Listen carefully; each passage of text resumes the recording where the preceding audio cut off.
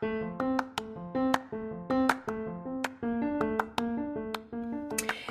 everybody, and welcome to season 2 of the All About Everest podcast. And I'm your host, Pauline Reynolds Nuttall. On this podcast, you can get anything and everything about Mount Everest, including interviews, book recommendations, tips, updates, and a whole lot more. So welcome to the spring 2023 Everest climbing season. And here we go. Hey, everybody, and welcome to today's episode of the All About Everest podcast, which is a review and discussion about the documentary Finding Michael. I have a couple interviews coming up, and so I needed to find a topic that wasn't an interview. I've been wanting to do this one for a while since I first heard about the documentary, but it's a completely different perspective on the Everest experience. You'll recognize a couple people from the documentary, and it really makes me think about Everest in general and how a climber's story isn't necessarily just about the climber themselves, but everyone around them. Jason Black and I had a really good discussion about death on Everest and how, and also about how the families are a big part of the climbing experience. The people who stay at home, the people who wait for you to come back. And I've talked a lot about a lot of the deaths on Mount Everest, but not so much how it impacts people. I think it's a very important topic that needs to be covered, and that's why I'm so glad that they did the documentary Finding Michael. I am just making a quick edit to this episode. Apparently, not only did it not post timely, I had it pre-scheduled, but there are some serious issues with some of the audio. It goes up and down, loud and quiet. Thank you so much, Lisa Leapier, for leaving me a message on Spotify so that I was aware of this situation. I tried editing it and I cannot make it better, so I apologize in advance. So, not really housekeeping stuff, but stuff in general. I am really excited about the interview I have scheduled for next week's episode. I don't normally tell you guys, just in case the interview falls through, who the episode is going to be with. But I'm going to go ahead and tell you this time because I'm really excited about it. On Monday, I have an interview scheduled with Alan Arnette. And I'm going to say that 99% of you guys that listen have heard of Alan because you follow the Everest season or you're a mountaineer. You're very familiar with Alan's coverage and familiar with Alan as a mountaineer. He is really well known in the mountaineering community. And so I'm really, really excited to do this interview. It's scheduled for Monday at lunchtime, which is super awesome because a lot of my interviews I've had to wake up at like 3 a.m., 5 a.m. to do. And with Alan, I don't need to do that because we're in the same time zone. So I'm pretty excited. The other reason why I'm excited to do this interview with Alan is because I have a bucket list of people that I want to interview for the podcast. There were 5 names on it, and those were Cami Rita Sherpa, Alan Arnette, Conrad Anker, Reinhold Messner, and Russell Bryce. Those are the 5 names on my podcast bucket list. I've already interviewed Cami. Alan's next. So I hope to get all 5 of them maybe by the end of the year. We'll see. But I'm really looking forward to it. Alan has a lot of wonderful insight to Everest in general. Not only has he climbed it, but he's the one who does all of the coverage. He's almost everybody's go-to. to follow what's going on, not only on Mount Everest, but in the Himalayas. And I really want to get into his perspective of some of the problems that are on the mountain. And Alan always interviews everybody else. Nobody ever interviews him. So I think it's going to be a really fun interview. If you haven't already, check out our Patreon. I should have more stuff uploaded tonight, and then it will continue to be ongoing and current. While I was working on the Patreon account, I realized that I want a portion of my proceeds, not just from the Patreon, but also from the ads and some of the other things that I have going on with the podcast. I want it to go to a nonprofit, and I want that nonprofit. I want it to be something that benefits the mountaineering community. And I was looking at maybe where I wanted it to go. There's a bunch of nonprofits out there that do a lot of work in Nepal, that help a lot of the families of Sherpas who pass away in the mountains. And then I came up with this idea for a nonprofit that's not currently out there, but I think could be a really good thing for the mountaineering community. It's right in the planning stages. It's just an idea that is currently going down on paper. But you guys, I want you to stay tuned because it's something that I'm really passionate about, and it will help a lot of people in the mountaineering community. I really want to focus on those who are left behind by the tragedies that happen in the mountains, directly and also inadvertently. And I want to help with that healing. So stay tuned, everybody, while I continue on the planning phases of this nonprofit. As you guys know, my family is really outdoorsy. We camp, backpack, hike, off road, kayak, you name it. That is our outdoor adventure.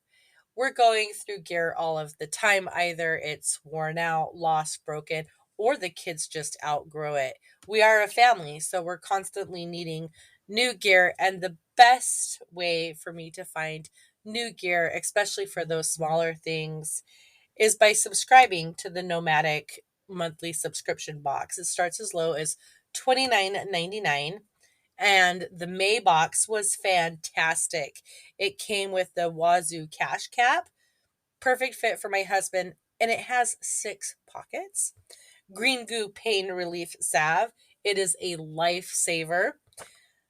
The Tick Patrol tick remover. It's tick season, and hey, if you do not remove ticks properly, it can be so much more worse. Wool Aid emergency pack. I did not know that they make band-aids out of merino wool. The Nomadic card multi-tool. I just switched cars, got a brand new one, so that went right into my glove compartment. And every once in a while, Nomadic includes new food items to try. And so we tried the Tosi Super Bites cashew blueberry flavor, and it was delicious. And as a perk for listening to the podcast, if you use the code Nomadic at checkout, you will get 10% off. So thank you, Nomadic, and you can find the link in the description of this episode. All right, everybody, now on to the rest of the episode. I decided that today's topic was going to be the documentary Finding Michael.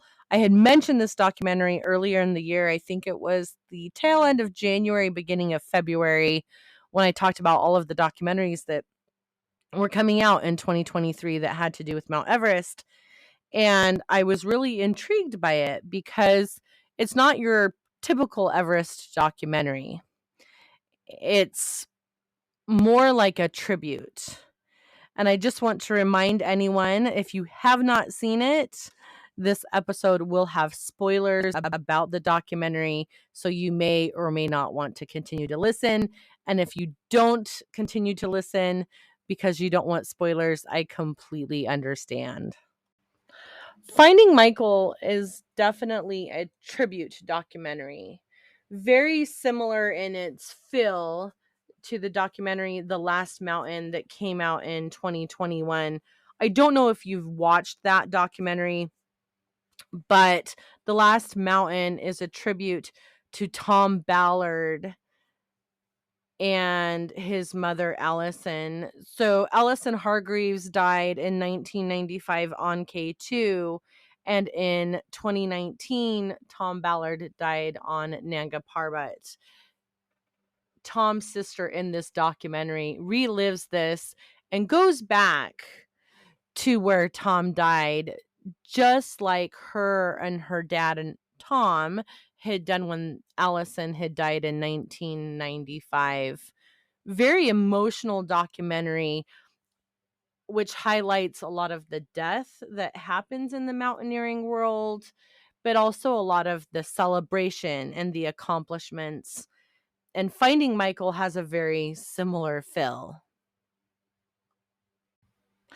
The documentary Finding Michael is essentially his brother's journey to trying to find him. Spencer Matthews, who's a very well-known TV personality in Great Britain, he decides that he needs to go and find his brother. A couple years previously, someone had sent his family a photograph of a deceased person on Mount Everest whose clothing matched what his brother had been wearing. Michael Matthews had died in 1999 on Mount Everest. At the time, he had become the youngest person from Great Britain to summit Mount Everest, breaking the record that had been set the previous year by Bear Grylls, which we've had Bear on the podcast. 7 minutes, but we had Bear on the podcast. And Bear, he's one of the executive producers of this documentary, as well as he is featured on there. He spends some time with Spencer talking to him about the mountain, and Spencer decides to take this journey to leave everything behind to try to find his brother and bring him home. As we know, death is a huge part of being on Mount Everest. It's a likelihood. It could absolutely happen. It could happen on any mountain in the Himalayas or any of the really high, big mountains that you may not come back for whatever reason. Illness, incident, accident, death is a likelihood. And at the very beginning of the documentary, when he's talking to Bear Grylls, Bear's telling him, you support the team that is going to find your brother. You don't need to go up on the mountain. Your family doesn't need to lose another son. Your wife doesn't need to lose you. Neither do your 3 little kids, because just before Spencer headed out to Mount Everest, his 3rd child was born. And I understand why Spencer wanted to like physically go look for his brother, but on the other hand, I'm glad that Bear convinced him not to, because again, it's such a reality on that mountain, and he didn't have the experience that other mountaineers have. He worked with Nimsdai, Nims Purja, who did another awesome documentary. If you haven't watched it, 14 Peaks, found on Netflix, which I'm sure all of you guys have watched it. It's become one of the movies to watch in the mountaineering world. But he works with Nims on trying to find his brother. Another person that Spencer visited before he heads out to Mount Everest is David Rodney from Canada, who was his brother's climbing partner. And David goes over what Spencer or what Michael was wearing, some of his last moments, the trip to Mount Everest, and gives more of a background to Michael's story of climbing the mountain and Michael's expedition. So Spencer goes on the trek to base camp, and he's basically going in his brother's footsteps and reliving what his brother went through as he was heading on his Everest expedition. And they're in base camp, and the whole team gets together to discuss what the plan is. And this was kind of, for me, this was the first heart-wrenching moment of the whole film. I got a little teary-eyed when Spencer is talking to his family about his expedition and his goal to find Michael, but I really teared up when they're at base camp. He's with Nims and the whole crew, and he pulls out these pictures of his brother Michael. He shows them a suit similar to what his brother was wearing, and this photo that had been sent to his family that could potentially be Michael. And as they're standing there discussing this and whatever, one of the team says something in Nepali, and the look on Spencer's face when Nims tells him, "No, we can verify right now before we even head out that this is not your brother. This is an Indian climber. This is not your brother." And just the look on Spencer's face that they had just started and already, his hopes were kind of dashed. It was really, I started tearing up right away. And the other thing that I realized as I was watching that scene is that, this whole team of like 10 people were getting together to try to recover Michael's remains. Recovery of a deceased individual of a body from Mount Everest or any of the really high mountains, it is extremely expensive, it is extremely dangerous, and it's time consuming. And one of the things about this documentary is they really get into how hard it is to recover someone who has died on Mount Everest. And it makes you understand why so many people have been left up there, why there are over 200 dead bodies still left on the mountain. So after the search team and Spencer have met together and it's been determined that the person in the photograph is not Michael, they plan for the rest of this search and rescue. They're looking for Michael's body between the south summit and the balcony. That's where they had determined that he had disappeared.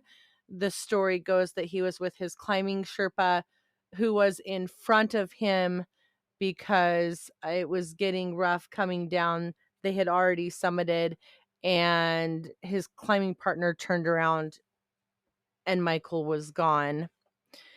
And so the search, they're not searching on the trail, they're going off trail, off of the fixed ropes onto the sides to try to find Michael.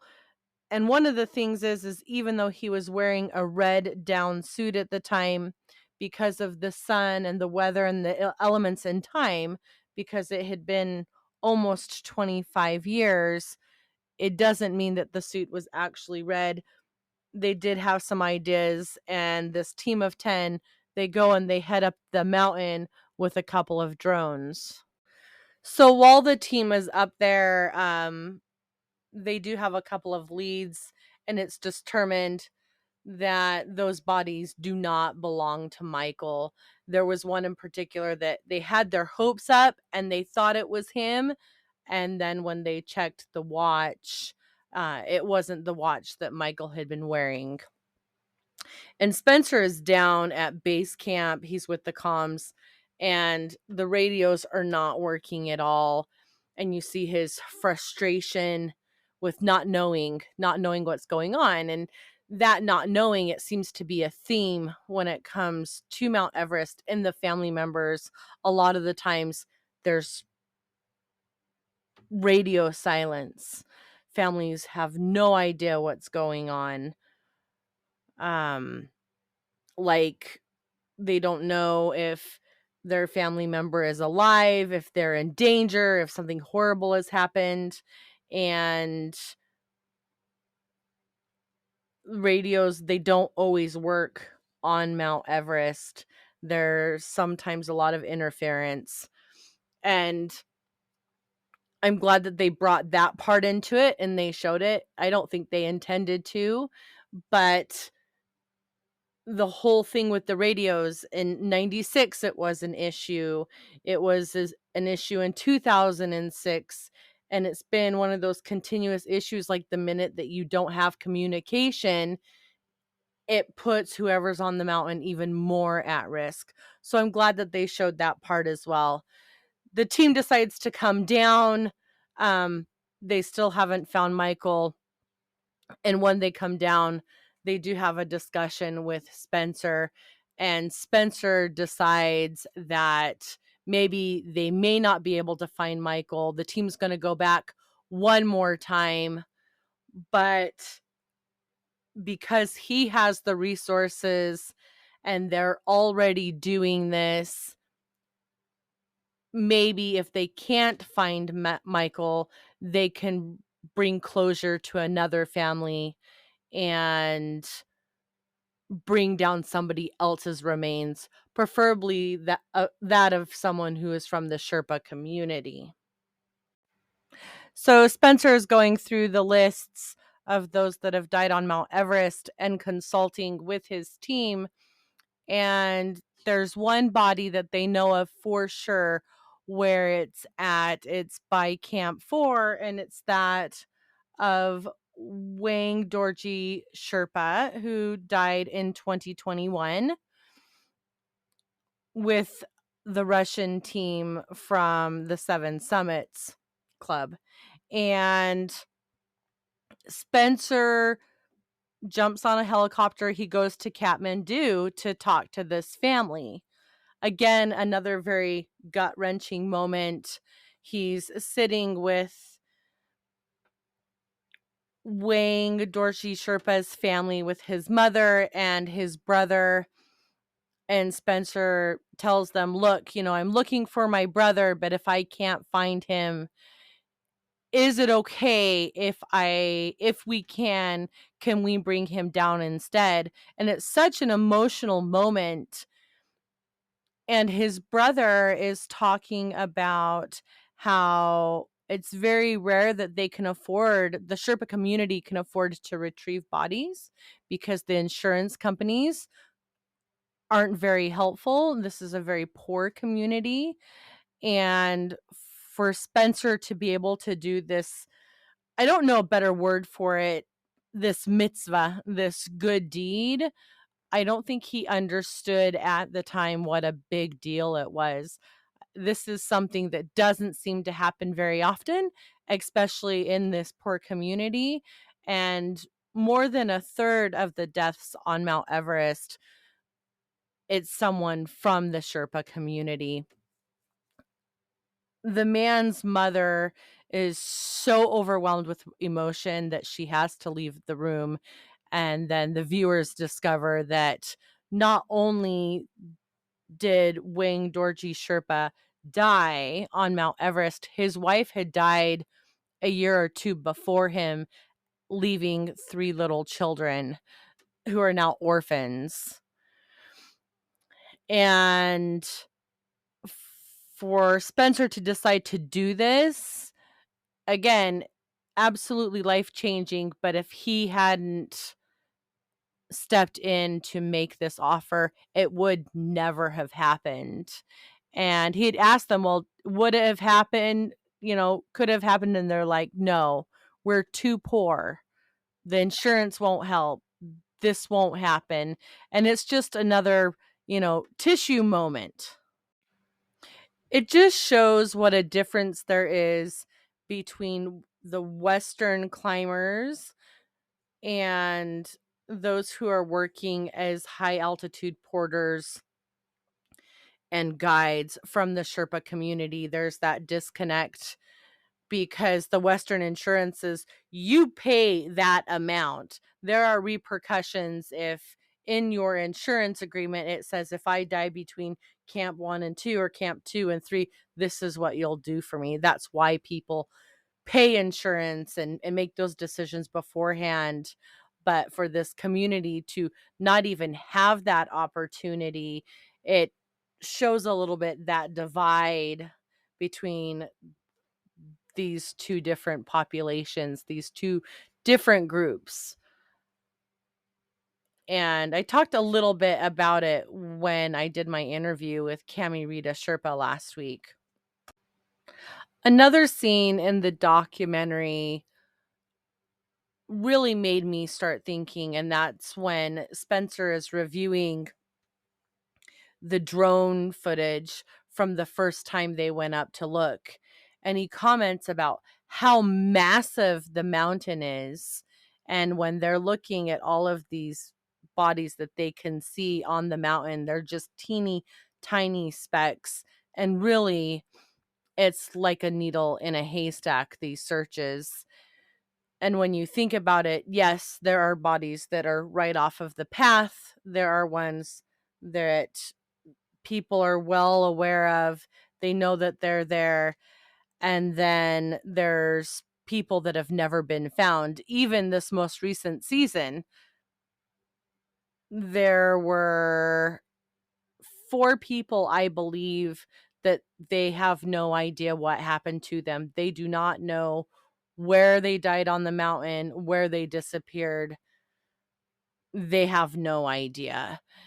And so with a mountain that massive, it's can be very difficult. I mean, look how long it took for them to find George Mallory, and they still haven't found Sandy Irvine. They may never find him just because of the snow and the crevasses and things like that. So the team, they're back up there. They again have a couple of leads, and spoiler alert, they're unable to find Michael. However, they do decide to bring down Wayne Dorchy, and it's so beautiful seeing the journey of this team bringing down his body, loading it into the helicopter for Kathmandu, Wayne Dorchy's family being around the body, being able to do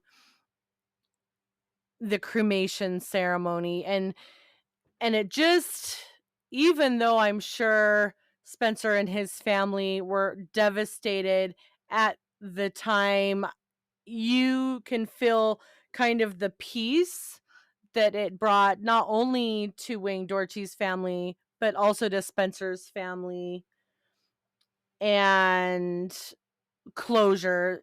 Because even though he didn't find Michael, Spencer was able to bring peace to someone else. And his family reiterates at the very end that Michael would have wanted this to happen. Michael would have wanted the family to heal, and he would have wanted them to help Wayne Dorchy's family because, again, without Spencer, they would not have that closure. It's very emotional at the end. Again, another tissue moment. Overall, it was an excellent documentary that really focuses on death and dying on Mount Everest, but not on the death itself, but how it affects those who are left and those who are left behind. And it's very important that we see that side of the story as well, because as I had talked to Jason Black about, It's not just the climbers and the mountaineers, it's those that support them and those who are left behind that are affected as well. And Jason kept telling me, no, my wife is the hero. She needs to be interviewed because without her. And I think that's something that was cemented a little bit more with me with this documentary. And I mentioned it at the beginning of the episode, and I'll mention it again. If you did like Finding Michael, you should watch The Last Mountain. Very good film, and also a beautiful tribute film, just like Finding Michael. I know that I talk a lot about death and dying on Mount Everest, and it's a common topic in any of the podcast episodes that are out there about Mount Everest, that people die up there. And mountaineers and people who are climbing Mount Everest, they know this risk. They know it is a likelihood that it will happen. I can't remember which episode it was. It was on Kenton Cool's podcast, Cool Conversations. It was one of the very first episodes that he did. He was talking to someone about death and dying on Mount Everest, and he was like, it's not that people choose it, but they know that it's a likelihood and it could happen. And all of the people that I've interviewed for the podcast, they've all lost someone or know someone that has died in the mountains, and many of them on Mount Everest. I really respect that people have those conversations with their families beforehand, and respect the fact that they know that that could happen. Again, we've talked about me not being able to do that, and I could not take that risk, but I respect those who can and those that do. And after this season with so many deaths, it just brings it to the forefront. With Noel Hana dying this year, how it affected so many of my friends, that brought it more to the forefront. And unfortunately, it's going to be something that I'll continue to talk about, but it's something that we should talk about, and it is very real. All right, that's it for this episode. Sorry it wasn't an interview. Next week, we have the interview with Alan Arnette. Super excited about it, and I get to mark it off of my podcast bucket list. Until then, climb your own climb.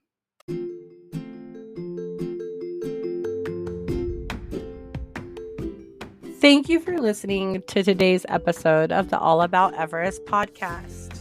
We would love it if you would rate, subscribe, and follow wherever you listen to your podcast. You can find us on social media at All About Everest Podcast or at Mama Bear Outdoors. You can support our podcast by subscribing to our Patreon or by buying us a coffee. Until next time.